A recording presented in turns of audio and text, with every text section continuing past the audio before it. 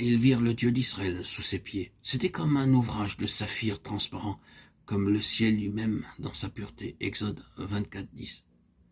Une pierre de saphir est très transparente. Un vrai saphir est tellement transparent, clair, pur, que lorsque vous regardez à travers, vous pouvez voir très distinctement ce qui est de l'autre côté.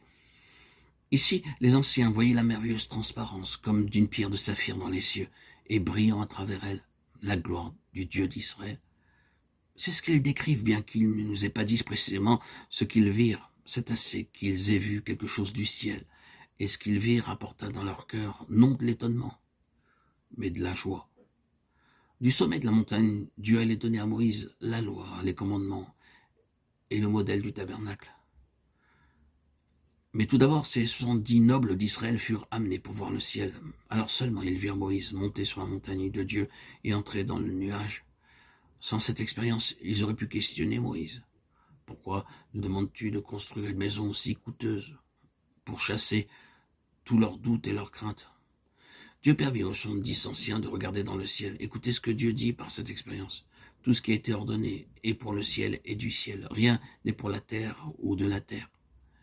Moïse n'introduisait pas quelque chose qui émanait de lui personnellement. Ce que le Seigneur lui révéla, il le mit par écrit. Ce ne fut pas une simple pensée venant du cerveau de Moïse. Regarde et fais d'après le modèle qui t'est montré sur la montagne. Exode 25, 40. C'est une révélation directe du ciel, de Dieu à Moïse, à l'aide d'un modèle, ombre du véritable sanctuaire céleste.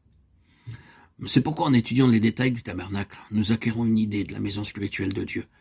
Sur un plan naturel, nous serions enclins à dire pourquoi gaspiller du temps à étudier tous ces détails. Il est vrai que nous pourrions facilement nous fatiguer et nous ennuyer si nous les lisions sans en apprécier leur signification. Mais en reconnaissant qu'il s'agit là de choses célestes reflétant des principes célestes, nous les lisons alors avec un respect et un amour.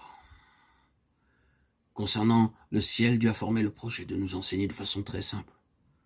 C'est pourquoi nous pouvons affirmer avec l'autorité de sa parole toute l'importance qu'il y a à étudier ce sujet.